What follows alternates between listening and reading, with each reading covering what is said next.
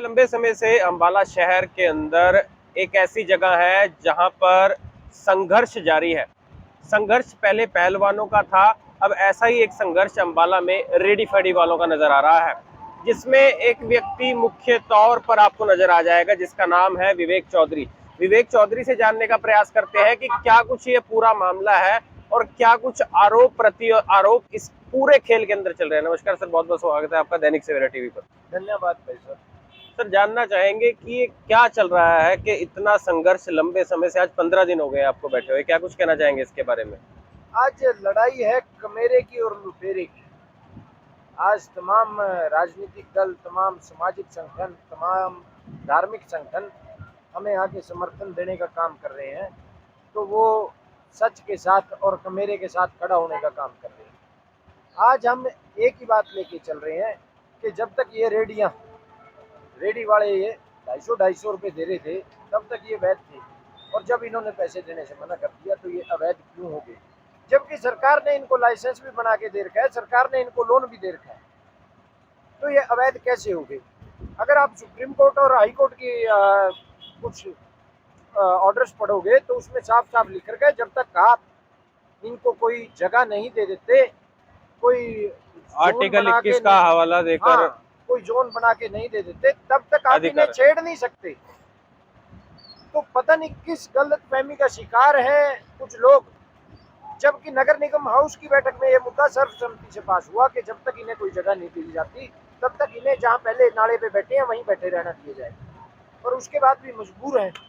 अब जेजेपी के नेता है और जेजेपी से लंबे समय से आपके ताल्लुकात रहे हैं, पर ऐसे में कपड़ा मार्केट के कुछ व्यापारी या फिर कुछ कहें बीजेपी से जुड़े हुए लोग आप पर आरोप ये लगाते हैं कि वोट आपको इकट्ठी करनी है, इसलिए आज आप रेडी फड़ी वालों के साथ हैं। अगर वोट और नोट विवेक ने इकट्ठे करने होते तो यहाँ ना बैठा होता, उनके पास बैठा होता जो आज हवन करवा रहे थे।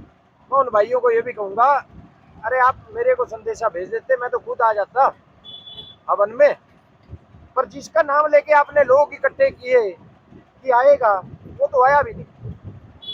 तो भाई नाम यूज करना छोड़िए, अपने आका को कहिए कि सीधा आएगा, ओपन प्लेटफॉर्म पे डिबेट करे, जवाब दूंगा एक एक सवाल का।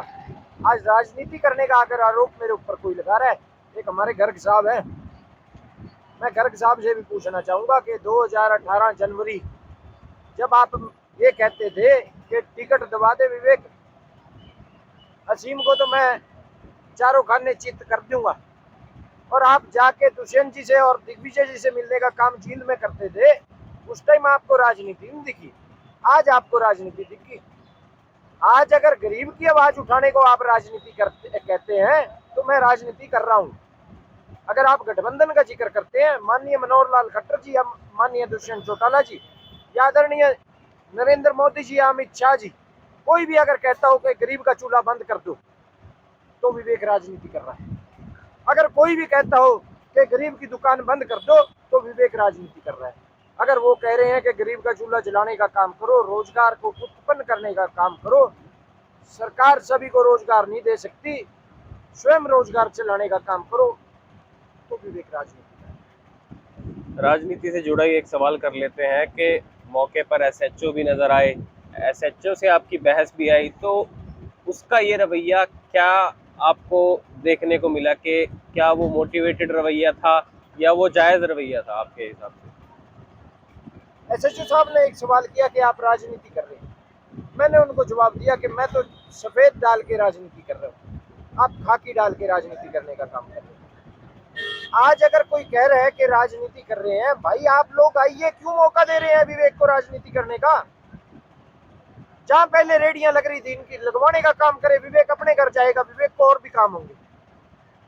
क्यों खामखा विवेक को हीरो बना रहे हो?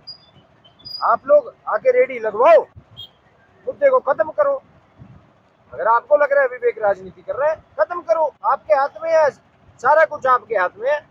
पर एसएचओ साहब की भी मैं कोई मंशा गलत नहीं समझता।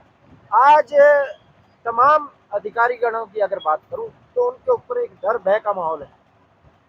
पिछले दिनों एक फॉरेस्ट ऑफिसर ने हमें धरने पे आके समर्थन भी देने का काम किया, उसने अपनी आप बीती भी बताने का काम किया कि किस तरह कोठी पे बुला के उसके साथ मार पिटाई की गई और उसको जाति सूचक शब्द तक कहे गए। तो तमाम अधिकारियों के ऊपर यही उनके साथ रवैया अपनाया जा रहा है।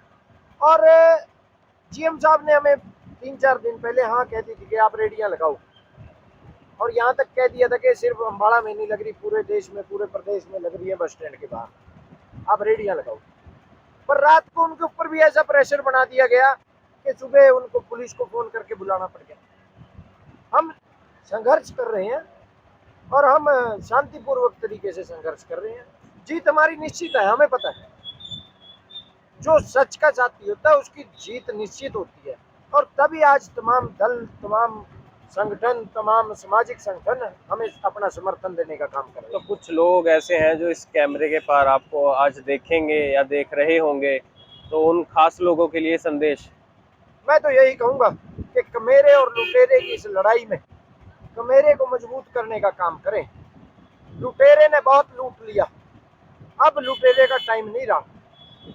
जीत तो कमेरे की होनी है, तो क्यों ना आप भी इस जीत में अपनी हिंसा डालने का काम करें, अपनी आहुति डालने का काम करें। तो ये थे हमारे साथ विवेक चौधरी। ऐसे में अम्बाला शहर से दैनिक सवेरा टीवी के लिए पंखिल वर्मा की रिपोर्ट।